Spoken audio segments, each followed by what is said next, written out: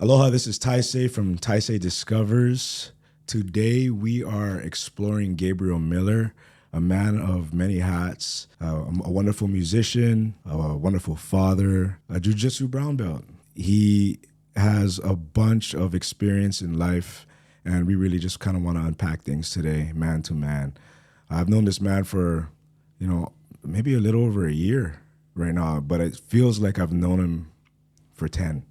So certain people you come across in life where you just connect with, and you feel like there's a lot more substance to that particular relationship, and that's Gabriel Miller for me. So Gabriel Miller, welcome. Yeah, thank you for having me. Yes, sir. So let's just get right into it. Gabriel Miller, man, how old are you? 33, bro. 33 years old. So as a 40-year-old man, I get 7 years on you, which really doesn't matter in life. After you hit 30, life gets more serious. Would you agree? Yep. Mm-hmm. Yeah. Once I hit 30, bro, I was like, oh, cuz. Yeah. My body. Your body feel a little bit different. You wake up and, oh, how's that pain in this muscle I didn't know I had? And yeah. So, I know you first as a musician. I think one day, the way that our relationship started was I was on Instagram. I was looking for musicians, and I came across your page, and I realized I was like, oh, this guy got a smooth, silky voice, and he's really talented. I think you were playing at Farm to Barn, Yep. With Michelle up there in Haleiwa, and I knew Mason, so I think I was watching something on Mason, and then it led to me seeing you, and I was like, dude, this guy can sing, and your musical selection was something that resonated with me. So I was like, bro, I got to get this guy at Roy's. His vibe and his energy would be perfect for our setting. So that's kind of where it started. But as we started talking, one thing that I noticed about you is that every time you see me, you ask me how I'm doing. And there's certain people in life, when they ask you how you're doing, you give them the standard, oh, mean, major, how you doing? Yeah. And then that's really kind of the limit of the conversation or the extent of the conversation. But with you, when you look at me in my eyes and you're like, how are you doing? You open up a door for me to feel comfortable in telling you honestly how I'm doing. And that's been consistent throughout the duration of the time I've known you. Is that how you are with everyone? It's funny you say that, because every time I say how you doing, either something happens, like someone will cry, or someone will be like, oh, how you know? Like, oh, how you know I'm going through something? It's not something that I'm like trying to get in here like, about how you doing, cuz. It's just like, how are you? Like, I really want to know how you're doing. And sometimes just not a lot of people have that growing up, or maybe they're not used to it. So when I say it, it's almost like when uncle, like, hey, how you doing? And they go, oh, good, I guess. Nah, I'm really bad. I don't know what I'm doing. You know what I mean? Yeah. Like, I don't know. It's something that I feel like discernment. Like, I could look in your eyes and I can know that you're going through something. Or you could be happy and I'll be like, hey, how you doing? But then if I look at your eyes and I go, well, how you doing? And you guys are like, oh, shoot, he sees me. You give the vibe of like the homie therapist, if that makes sense, Yeah. And it's like, I'm like, I could be in the middle of service running around, and then I greet you. So, what's up, Gabe? How you doing? And then you just give me the, how you doing? And I'll be like, I kind of just, Yeah. well, Gabe, I kind of had a hard week. Yeah. And then it'll be like, okay, sorry, let's talk about this later. And then boom, back bouncing off the walls. Is it because you know what trauma's like? Yeah. Yeah. Because, you always walk around with a smile. You always have a calm demeanor.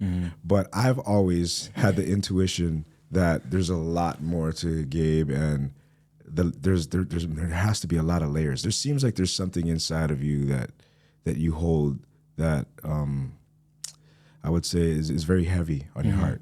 Yeah. Am I right? Yeah. Shoot, where do I start? Wherever you want, man. This is Taisei Discovers. Nobody's telling us what to do. Yeah. Well, I guess growing up, I had a good mom, and I had a dad, if that makes sense. And so growing up, I didn't have both. They divorced. And so I really gravitated towards my dad, because, that's that's what, when you grow up with, my mom was a single mom and she raised me, but you always kind of want that father figure. And my dad was there, and it wasn't that he didn't love me, he just didn't know how to show it. And he had some demons he dealt with growing up, bad. And he kind of never figured it out. And so growing up, I kind of took on him.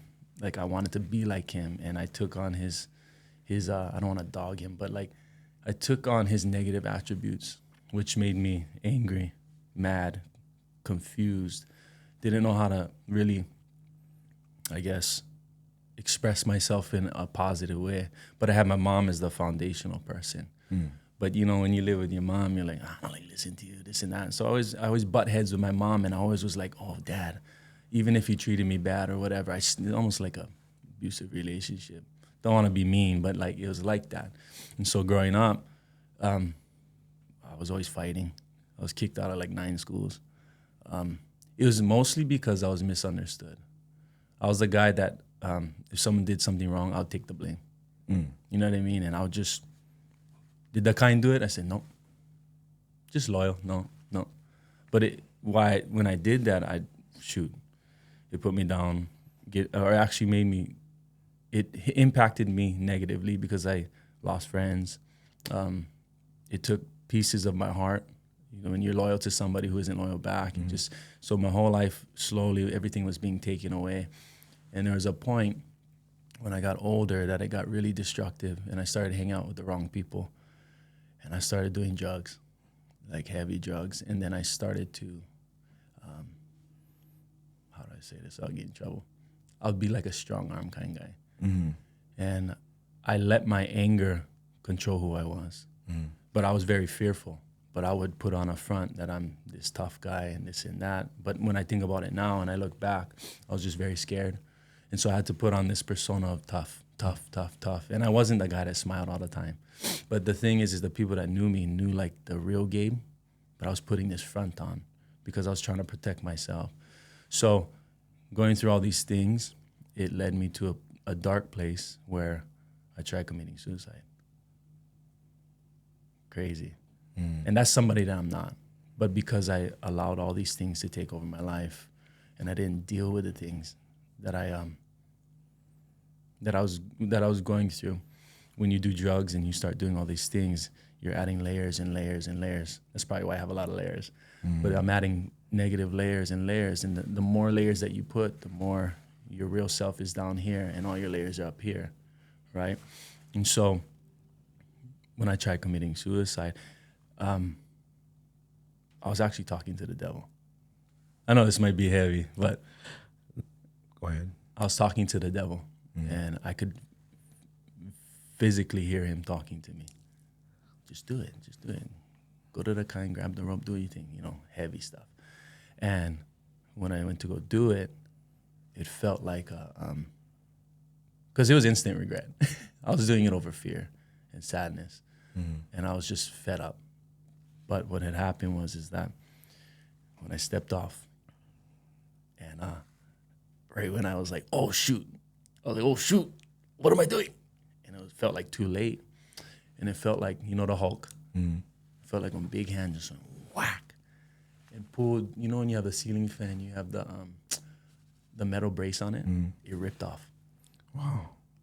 Hit me in my head. I fell on my knees. I started crying.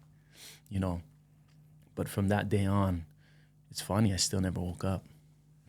But what had happened is that, I know this is like a rabbit hole, but what had happened is that God started putting people in my life to turn me around.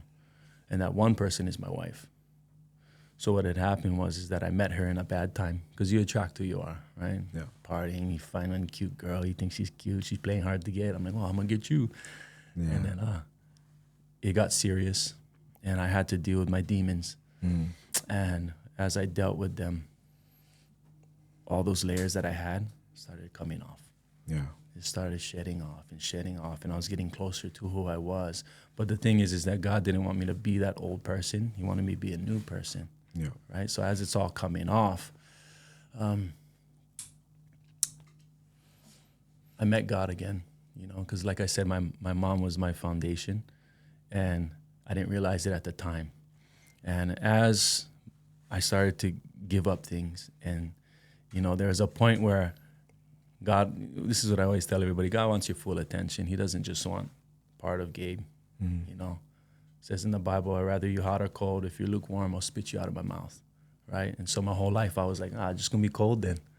How funny is that? But I'm living a naughty lifestyle, but I still listening to what God has to say. So throughout this whole thing, it was rebellion, right? Just being rebellious and misunderstood. So as I started shedding everything off, and there's a point in my life where God kind of like stunted me, because I was very athletic. Like, you know, I do jiu-jitsu. I was a football athlete. I don't be like that. But football was my life, and I played basketball. Everything I did was athletic. And one day I got into a fight with my friend, and we were drinking heavy for like 3 days straight. And got into a fight. He tried tackling me. I sprawled, and I cut the back of my Achilles off. Wow. And I lost my Achilles. And it's almost like God was like, boop, I'm saving you. And so right when that happened, my wife, my fiance at the time, I'm sitting in, I'm gonna say his name, Johnny Sweet. Oh, Close Johnny. friend. Yeah, close friend. We were sitting inside the ER, and me and him crying. He's crying, and he's like, "I'm so sorry." Da, da, da. And my fiance comes in. That was the guy that tackled you? Yeah. The gorilla. Johnny Sweet. Yeah. Damn. So we're all fighting. It looked like two gorillas, you know. But I sprawled, whatever, cut my Achilles. I'm inside the hospital, and my fiance comes in, and she's like, grabs the ring. She's like, if you don't get your stuff together, we're done. And me and Johnny look at each other like, oh, bro, you gotta change, bro. And so from that day on, that's when I kind of like, I stopped drinking, I stopped doing drugs, and I started to see like my life get better. But the funny thing is you reap what you sow. So all that stuff that I sowed into negative things and this and that, I had to deal with all those consequences. So I couldn't think. My mind was off. I couldn't remember. I couldn't talk, because what I did was I cold turkeyed. I didn't take, you know, how people wean off things. I cold turkey, so I couldn't think, and I was like in a foggy haze, and I was emotional and depressed and this and that. But, you know, God put people and even medications, not like crazy stuff, but just God made everything to help out. And so what had happens, He put the right people and the right things in my life to get my head right. And when I did that, and I sobered up, and I got my life right,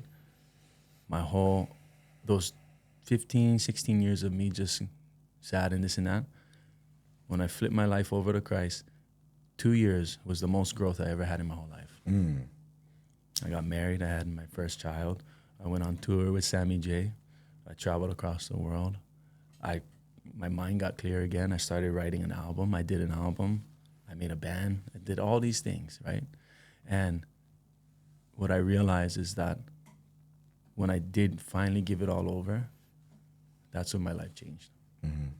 But the funny thing is now when life comes again, that sin starts to come back in your life. It can be easily just slowly creep back in. Like, you know, like, I'll never do that again. But what happens is that when you think you're okay and you're not tuned in with the Word and you're not tuned in with God, things easily can come back in. Those old feats and those old things that held on to you. And so, yeah, I mean, I do have a lot of layers, but I think because I've been forgiven much, I forgive. Or I forgive because I've been forgiven much. So I have a lot of grace and mercy on people. And when I see people, I'm not really judgmental, because I'm like, I've been there. So when I ask you guys, like, how you doing? It's because I'm like, I really see something in you. So I want to see how you're doing. You know what I mean? Yeah. Wow, thank you for sharing that. I mean, you know, as a man, a lot of us, and I've been having these conversations a lot recently, and even with Yancy, about being a man, handling trauma, how you do it, are you vocal about it? How do you address it, right? And in modern day, I think it's becoming more acceptable for men to talk about their mental health. Yeah. And, you know, when you were telling me your account of trying to hang yourself, my eyes started watering a little bit. And it was because I have a very similar situation. And I don't know if you innately knew that about me, or if it's just the way that God works or the universe works, that we came into each other's life. And I have a story that there's only maybe a handful of people in my life that know about. I tried to kill myself too. And this was a little over a year ago. It's that recent. Bro. And I never thought about like talking about this on camera, you know. But this is an opportunity for people to know that when things look good on Instagram, you know, that's not the only aspect of that person's life. You know, we all go through different or varying levels of trauma. And for me, in my situation, you know, I won't talk about what the actual trauma was, but it was something that impacted my life in a way that at the time I couldn't understand, and I was trying to find meaning. And it drove me to a point where I was locked up. I locked myself in a hotel room, and I didn't use a rope. I used a sheet, a long sheet. I found a place to secure it, and I tied it around my neck, and I made sure that it was tight enough that it could support my body weight. And then I don't remember what I put under my feet so that I could stand up and kick. You know what I mean? Like kind of like what you were saying. All I can remember is that I wasn't in like a zombie state. You know, I was drinking. Yeah. I had a bottle of whiskey. I felt like my life was over. I felt like I had nothing to live for. And I literally, I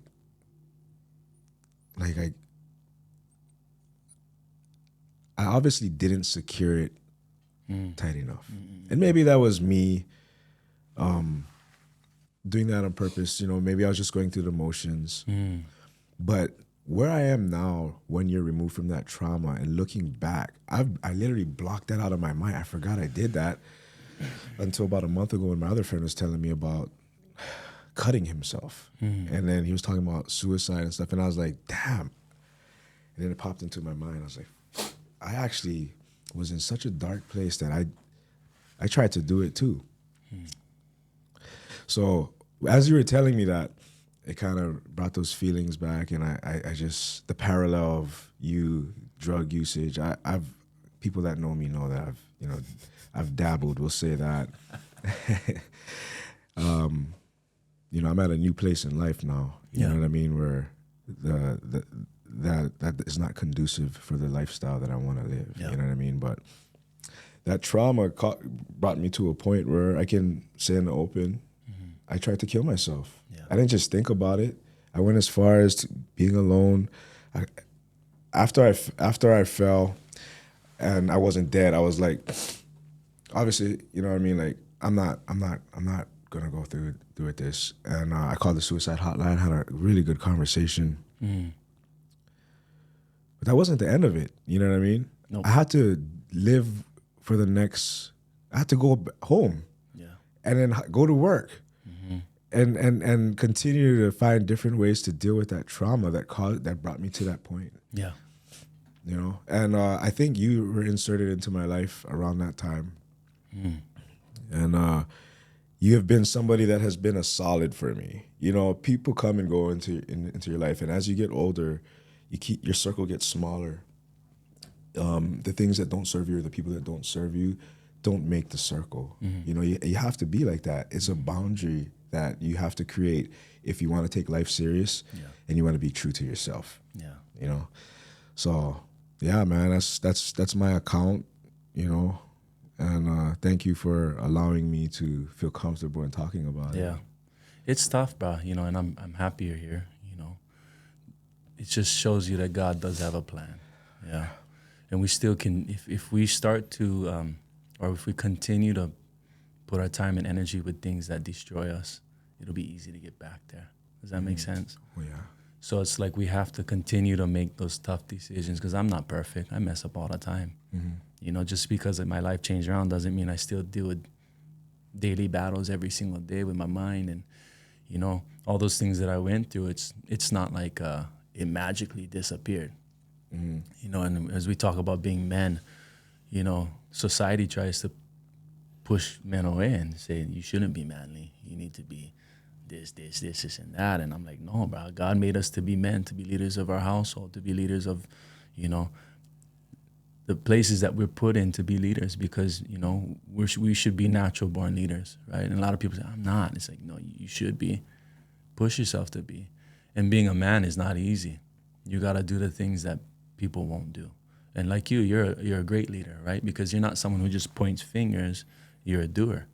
And you show, and you even humble yourself to places where people are like, you know what I mean? Because leadership isn't just you being in the front.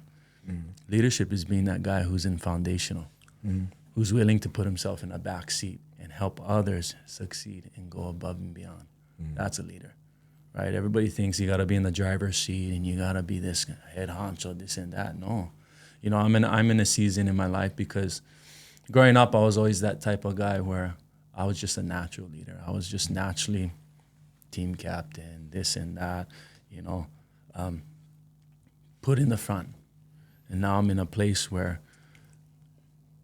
I'm that foundational leader, where it's like, yeah, I still will do stuff in you know, in the front, but I will take the back seat and do the dirty work and lay that foundation so that other people, and I can, you know, so other people can actually rise up and fit into the place that God has them or wants them to be in, right?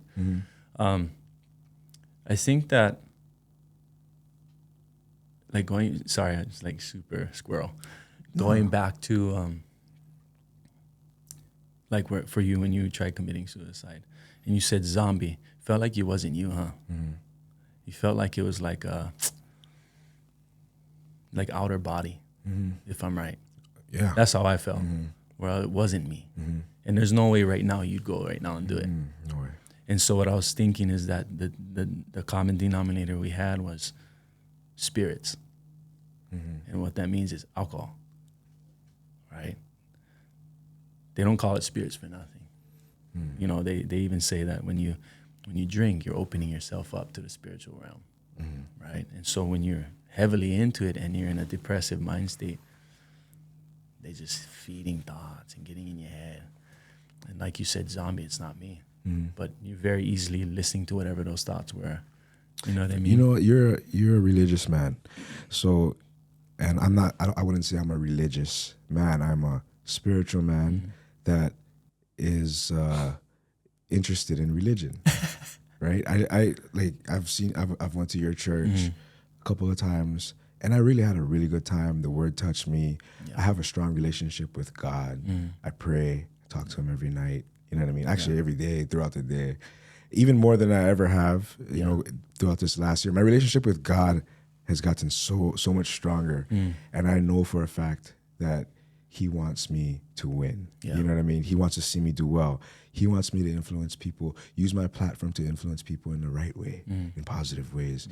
But I noticed with you, you know, like your relationship with God, like is something that you're not afraid to talk about, but you don't impose it in a way where you make people feel uncomfortable or make me feel uncomfortable. You really extend the invitation. You always let me know, it's there, the door's open. Once you come, bring your family. Bring Brit, come see us. Bask in the love that is God. You know what I mean? And for me, growing up, I had my own situations with religion that kind of made me distant. But you know, at this current age now, I see how important it is, having dealt with all the trauma, having two beautiful daughters, having a broken family, having a new relationship, having the weight of being a leader, right? I know for a fact how important it is to have a strong foundation in God. Because when everything else is a question, that isn't. And that is the solid rock or foundation that is helpful in navigating the rest of life. You You know what I mean? And I know that now for a fact. And I'm not the person to preach to others about what they should believe. Yeah.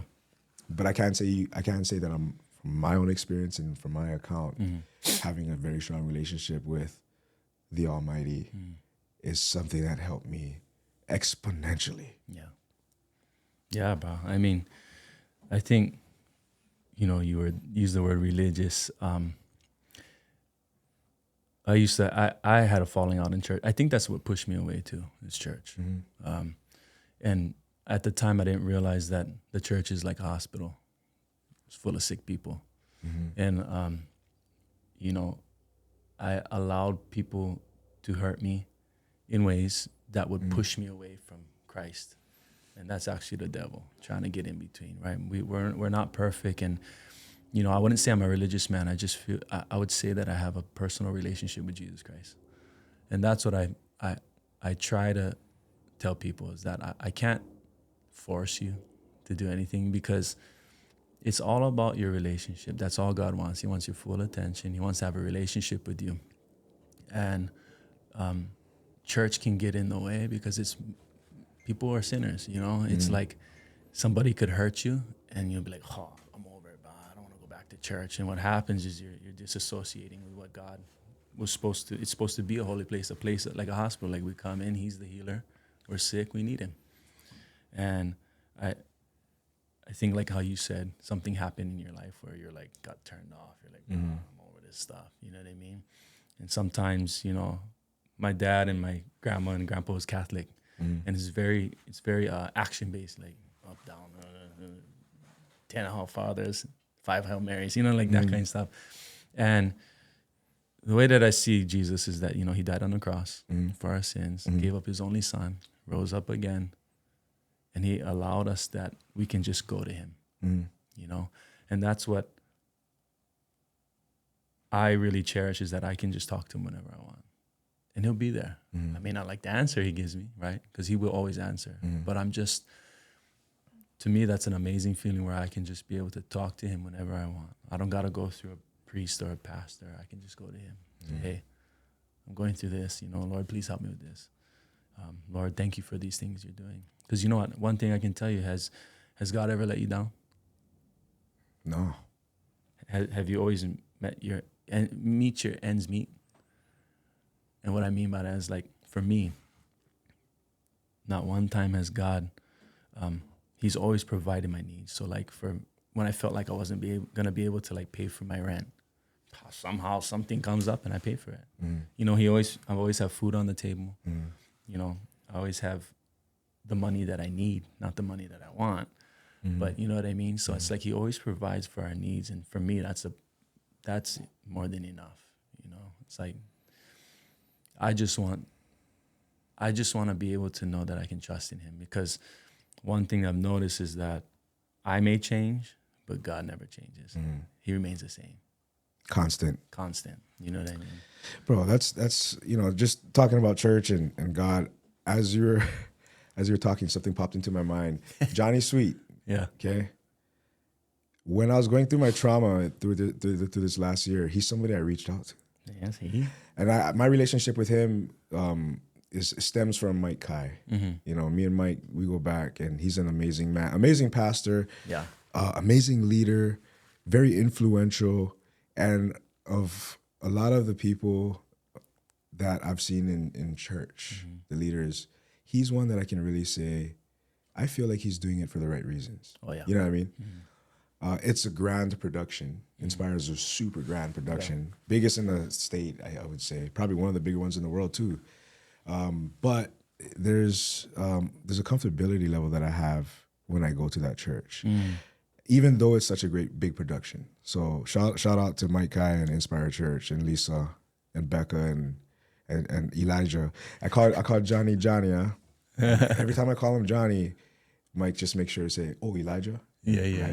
That's such a strong name in biblical terms, right?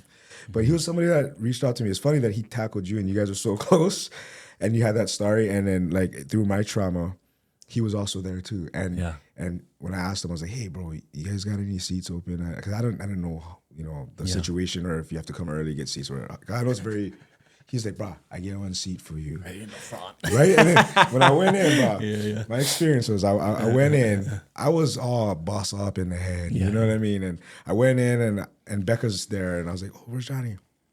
Elijah. And she's like, oh, he's going to perform. I was like, oh, okay, that's cool, you know. And then I sat down and then boom, everybody started standing up and then they're just, worship music right, in the beginning.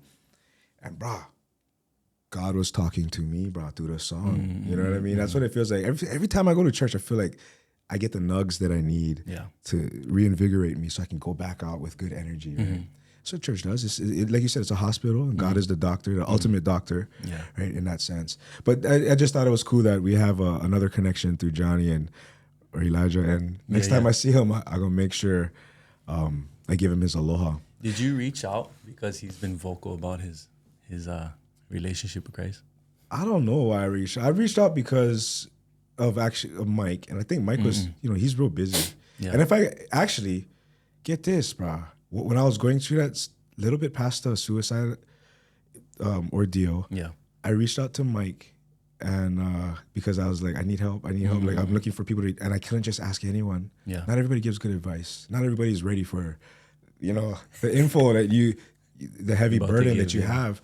So I hit up Mike. I texted him. He called me immediately, bro. It was like 3 a.m. where he was at somewhere in the mainland. I think he was visiting a daughter at college or something. But anyway, this guy talked to me for an hour in the middle of the night.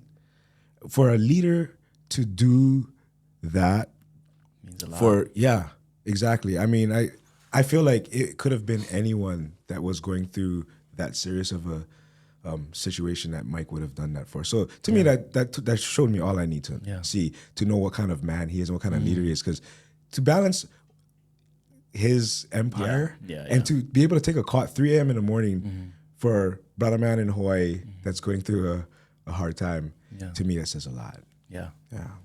That's heavy. Yeah. That shows character. It does. So I want to talk about something else, man. All right, over this. Get over it, bro. Stop talking about this. However, amazing talks so far. But I do want to talk about jiu-jitsu. Hey. I've but you still never came, bro. I know, because I'm a wimp and I'm scared. You're not scared, No, I'm not. I'm not. But I'm not scared. But it's something that I desire to do deep down inside, bro. You know what I mean? I want you to explain to me, as somebody that has never rolled formally, I mean, play around kind. I've trained more boxing in life.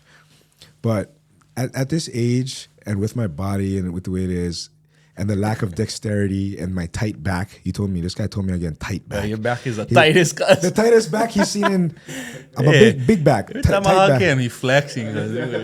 That's so funny. Look, watch flex. That must be some kind of complex I have. You know what I mean? Shell. Because every time somebody... It's funny, bro, because somebody else said that too. Anytime somebody grabs my arm, I'm like... Yeah. Well, why you grab my arm, bro? But anyway, it's just one of those things, bro. It must stem from an insecurity, bro. You know what I mean? Probably is. You heard it here first, guys. Yeah, dude. Hey, look. Oh. Look. I forgot to flex. When I was growing up, I used to walk like this. For real. Like high school, I used to walk like big chest. Yeah. Big straight with nalo. Yeah. Insecure. Oh no, Gabe's coming. I'm insecure. I mean, that's what it was. I really was insecure in my body. Yeah. Thought I was too skinny, so I was like. So tell me this, bro. Like, what changed the subject? Yeah. No, like, but I really want to know from you. So, you're a Brazilian jiu-jitsu brown belt, correct? I want to talk about that journey and how you got there. But before that, I want to ask you, how can jiu-jitsu help my life? How can it help Taisei grow as a man? Oh, shoot, man. Well, because where I came from anger. I didn't have patience, like zero. And all of this, the anger was rage. I get pissed off all the time. I didn't know how to control it. And I wasn't patient. I wasn't kind the way that I should be. I wasn't understanding. And the thing about jiu-jitsu is when I first started, I was working with this guy named Chris Templo, and he worked at Apple. Funny, I used to work at Apple, Kahala. Apple? Yeah, bro. I was like, hey, look like when punk Hawaiian holy guy inside there. I said, hey, wow, what you like? Where? Kahala? Yeah. Cause I was the front, bro, like talking to people. Yeah. Bro. Okay. So anyways, I was working at Apple and met this guy Chris. He's like, "Hey, you should come to my gym." It was Kamuki Jiu-Jitsu, something like that. And I was like, yeah, okay, whatever. You know, like punk kid. And just like you, playing around, always fighting, getting in trouble. I was always boxing and kickboxing, but I never did. I mean, I always rolled. I was always the type to just roll around and do jiu-jitsu because I watch it or whatever. So I had this big-headed idea. Like, yeah, I'll come test them out, test the waters. So I went, and first roll, Chris beats me up, bro. He like puts me in a pretzel, and I start getting mad, and he's just holding me down like he could do this to hold me down like this, and I'm screaming and kicking, and he's just holding me like, So it tripped me out. I was like, bro, no one's ever done this to me. So from that day on, I was like, oh, it's really that powerful? And so I started going more, and I went a little bit more, and I went a little bit more. And then Chris left, closed down his school, and he went to UFC Waikele. I followed him. So I've been with Chris Templo my whole life. And so along the way, from white belt, I was just wet behind the ears. I was just going in, picking up guys, slam, just because I did football. That was my thing, a big slam. Get on top. You were that guy. I was that guy, the punk guy. Pick him up, slam him on the head. So I was just winning, nagas and this and that, and I was like, yeah, this is fun, whatever. And as I got older, my mind changed, and my body changed, and my respect changed, and my patience changed, and all these things changed because I understood the art of jiu-jitsu. It's not about strength. It's not about overpowering your opponent and this and that. It's about using his body and his movement against him. So you're actually controlling him without him actually knowing you're controlling him. So mostly jiu-jitsu is, mental game because you're putting yourself in positions that are uncomfortable. And so, going through all those things, I was getting beat up. And all of a sudden, I was realizing that this is part of it. I got to get comfortable with my own skin. I got to get comfortable with who I am. I need to grow. So what happened is that along the journey, I became more patient. I became more kind. I became more understanding. And I became more confident about myself, that I don't have to prove anything. So I used to walk around with my head up, and now I walk with my head down. Does that make sense? Yes, it does. So for you, what it will do is that it'll change you because there are uncomfortable positions in your life right now that you're like, I cannot, bro. What happens is it correlates to your real life, right? Because then you sit back, you think about it, you have to analyze, you have to problem solve in jiu-jitsu. Same thing with life. You don't allow it to overwhelm you, you just take step by step, right? So when you first do jiu-jitsu, you're playing checkers. Okay, you do that, I'll do this. When you get better, more seasoned, you start playing chess. And you know how broad and wide that can go. You can be really good, you can be basic chess. But what it is that now you're opening up yourself to be a better person, right? Because maybe you might not have patience, now you will. Maybe you don't know how to deal with your anger, now you will, right? You may not be a humble person. This will make you humble. The mats don't lie. That's what we say. It translates to who you are in other realms of life, right? Other aspects of life. And what I'm hearing here is that you build a stronger relationship with yourself. Big time, bro. You respect yourself. Right? Where do I sign up? Bro, I told you I'm 10 times already. I'm not This coming. guy I'm called. not I text him. He's like, nah. Next week. He's not coming. Yeah. No. I think that it definitely is in our future. This is what you got to do. Just show up. I'm gonna push you, bro. Just show up. Yeah. That's the first thing. What's the first uncomfortable thing? Just show up. Once you show up, you're addicted, right? Like Freddie. Oh man, this guy is addicted. Bro. Shout out to Freddie Leon. Freddie. He's addicted and he's putting the time and effort. In the beginning, it's frustrating because you're like, you don't know what you're doing, But what it is if you're willing to just eat it up, Yeah, I mean, if anybody's going to convince me, it's definitely going to be Gabe. I want to ask you, what is the parallels with jujitsu and music? You being an artist. Creative. Yeah. My moves? Nah, I don't know. I think it doesn't really correlate well because I need my hands. And sometimes if you do gi, you can bust up your hands. But when it comes to maybe like, the thing about music and jiu-jitsu is that music, you can make your own, what's it called? Schedule. And with jiu-jitsu, you can make your own schedule, right? We have morning classes, night classes. I think that it works well for me and my family because when I became purple belt, I started teaching the no-gi class. And when I started teaching, that's when I actually really understood jiu-jitsu. So it's like I'm learning twice. Sometimes it's because what it is you have to really, if you can, say you can do a move, you can do a technique, but can you teach it? That's where you really know if you know what you're doing. And when I started teaching, that's when I got a lot better because my mental game, I could actually hone in. Now I'm in a place where I can, someone will tell me something and I could figure it out and with ease because I've put so much time and effort in learning and teaching that I could just be like, okay, here, this is how you do it. Then I can start creating things and I can start doing different things. Nothing's different in jiu-jitsu. It's all the same. It's just different ways you approach it, variations. And the cool thing about jiu-jitsu is that you will never stop learning. Don't know how that correlates to music. Well, okay. So the other day, no, that's a good answer, man. That's Gabriel Miller. Hey, ADD. If you don't understand what's going on, it's ADD. Yeah, I don't know the difference between that and ADHD, but people same thing. People have diagnosed me with that in all different circles. They're like, Ty, you get ADHD, and I've never went to a doctor or anything like that. I don't care. Nah, we get them, bro. We get them. I don't care. Hey, you know what I was thinking about, Kenj? No. Okay, so this brings me to my next point is that when I was talking about the correlation between jiu-jitsu and music is the fact that they're both arts, right? Arts. One thing that I've realized at this point in my life is that I'm an artist, right?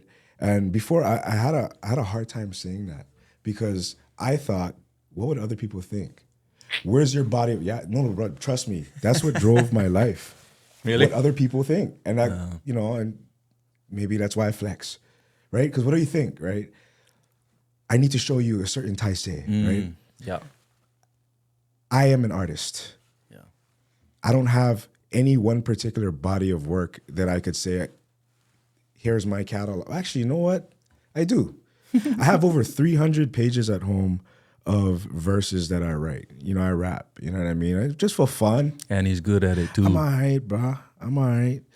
I also am really into drawing now. And I seen, bro. It's freaking, bro. I didn't even know. How come you hiding? I don't know, dog. I'm coming out right now. Coming out? As an artist. Coming out. Like coming out of that. Yeah. Flex. No, but like I had this revelation at 4 a.m. in the morning when I woke up and I was thirsty. And I was like, I'm an artist and I need to be confident when I say that about myself. The Creative Act by Rick Rubin. Have you heard of it? That sounds familiar. Because I'm sure that there's other artists. Oh, Rick Rubin from like Red Hot Chili Peppers. Yes. Yeah. That man has a book out and an audio book called The Creative Act. Good? 100%. Yeah. They're blurbs. Like he'll just go off about his perspective to kind of help you realize in yourself and awaken the dormant artist. And it really encourages you to create. Really? And like with these drawings that I'm doing, with the music that I'm making, with this content that we're creating, I'm approaching life as everything is art. Everything, from the way I make my bed, from the way I brush my teeth, to the way that I put my it might seem like a lot, but when you approach life in that way, you're able to create your life as if your life was the canvas. That's cool. Right? Bro.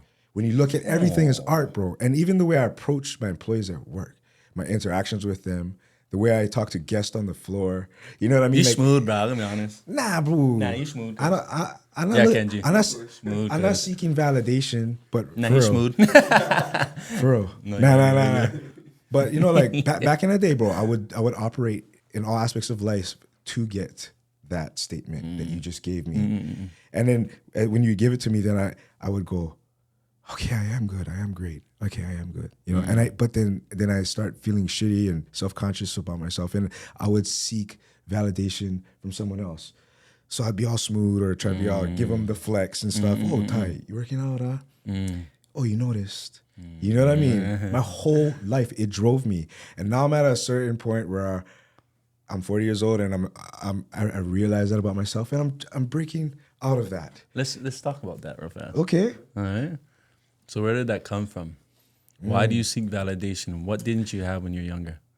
I felt abandoned by my father. Even though it was best for the situation for my mom and him to get divorced, if it would have been toxic, and I probably would have had a bad childhood and in a worse way. I actually had a very good childhood. You can ask Kenji, right? We had a great childhood, but there was something missing, and it was me wanting to know my father, and then me also getting information from my father that wasn't true. I'm gonna come see you. I'm gonna make time for you. I'm gonna be here. You're gonna come see. You know what I mean? And then and honestly, I'm not even mad at him. He was living his life the best that he could. Yeah. But how do you process that as a 4-year-old kid? And how does that feeling and trauma translate to you being an adult? It carries with you all throughout life. Look how long, bro. I know. Still going. Nah, no. I mean, already, bro. Okay. Cut him off, cuz. Thank you, therapist. That's right. Thank you. But I mean, I do feel it dissolving. I do feel it lifting. You know what I mean? And talking about it helps. It does. But also having good people like you, my boy Kielaw.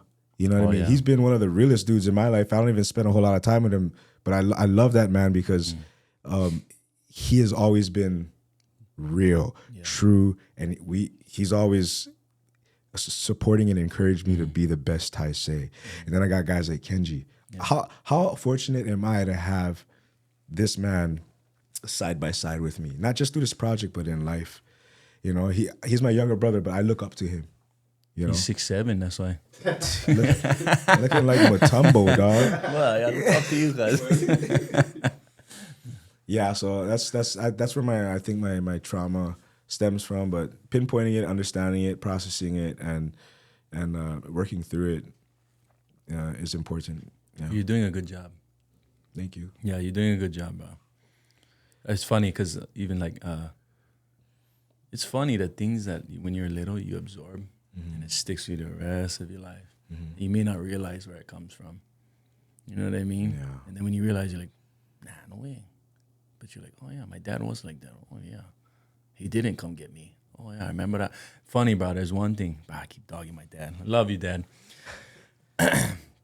You remember like the most randomest things.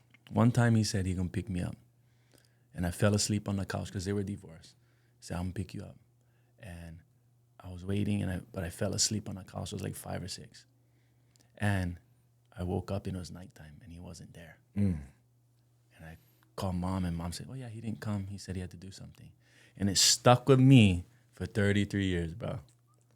Holy crap. Isn't that crazy? It is. But, you know, and I want to say this, as fathers of 2 kids, right? Both of us, Kenji too, we all have girls. Yeah.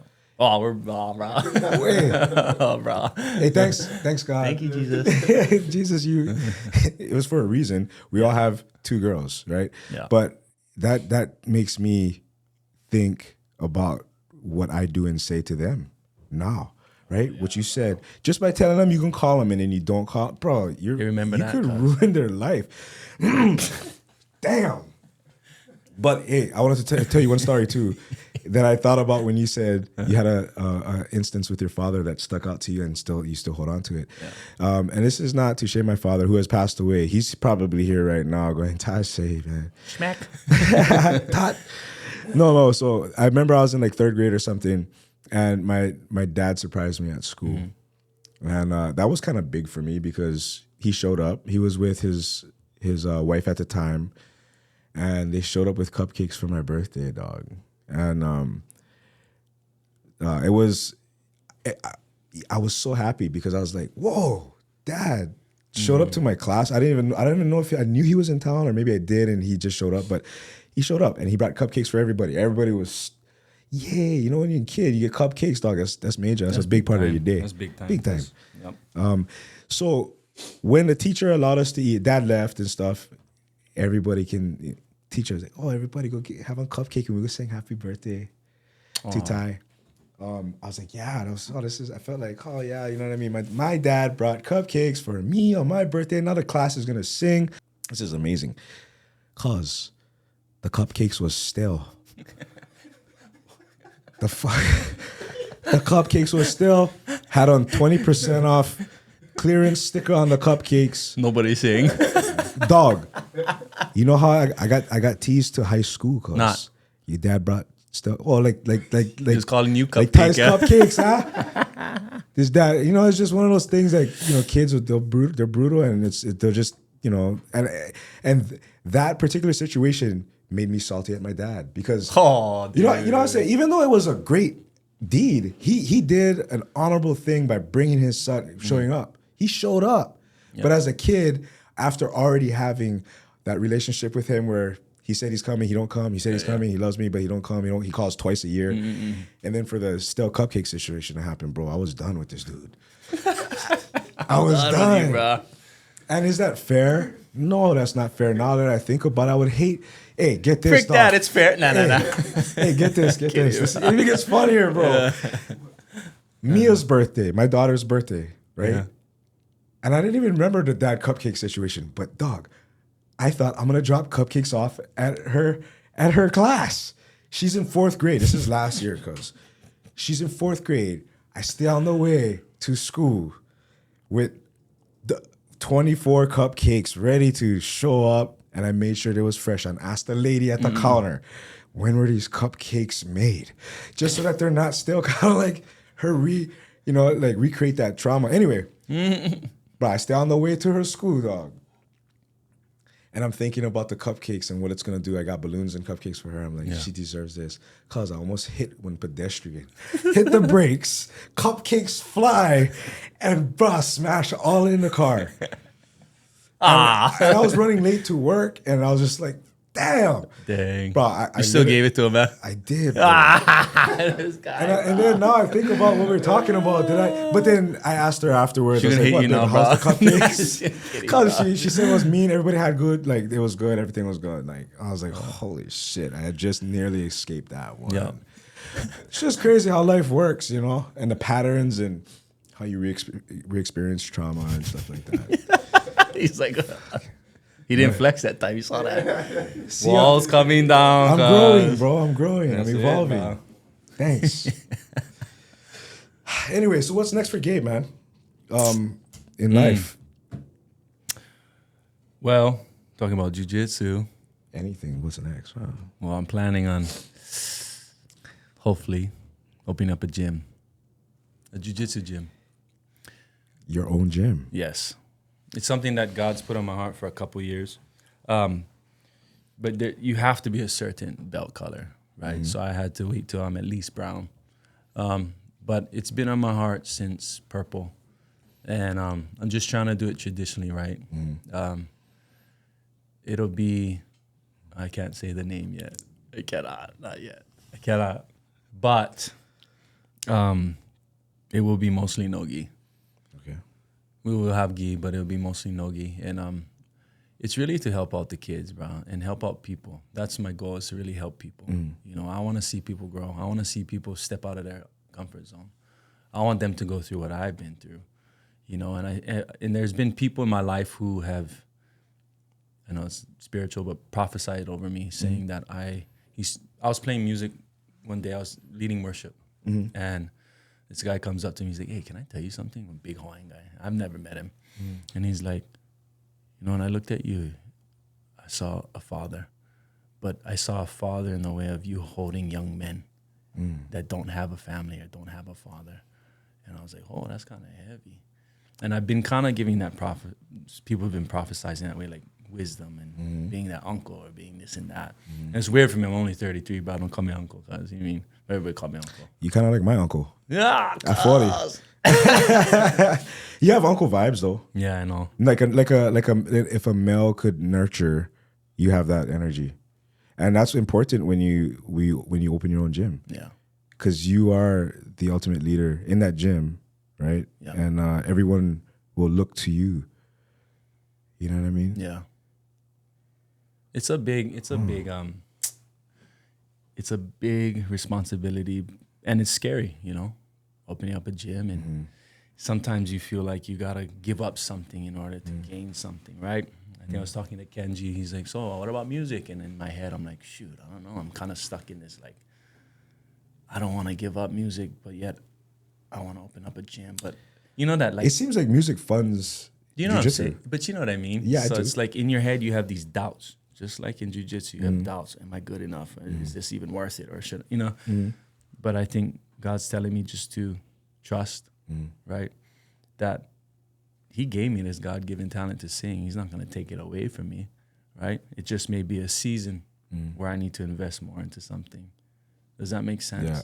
Because I'm the type where I dabble with a lot of things, but I need to Me too. hone in on one thing so I can I need to lay a foundation for my family, especially if I want to level up.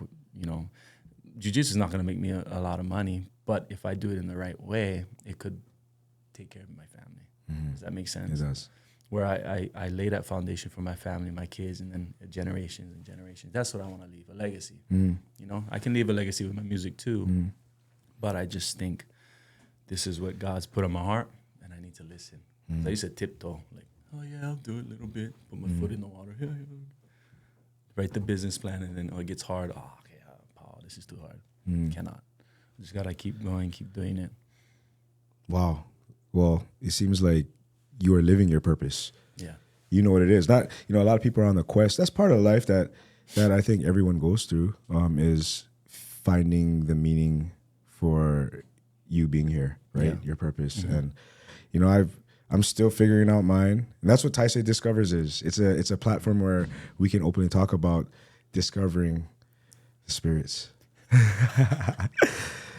They're all watching right now. Probably been very happy with this conversation. But no, I appreciate it, man. I look forward to watching you and actually standing alongside you, supporting you, continuing to having you play and grace Roy's Ko'olina.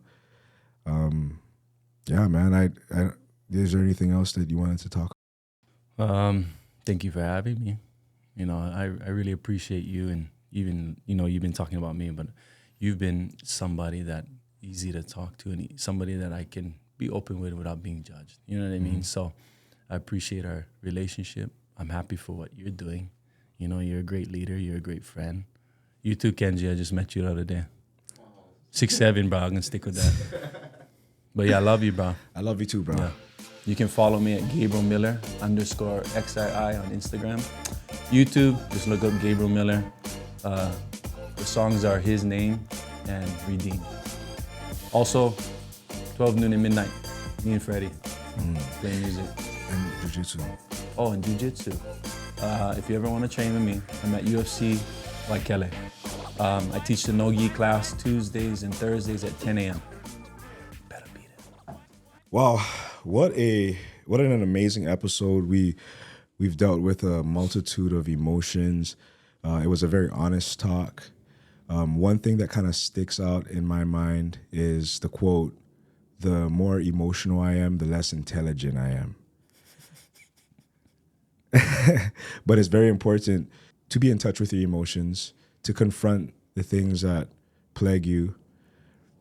And if you're a man, for all the men out there, don't be afraid to talk about your feelings. You just have to find the right person to talk to. Not everybody understands. So thank you for discovering more with us. Gabriel Miller. Love you, bro. Love you too, bro. Yes.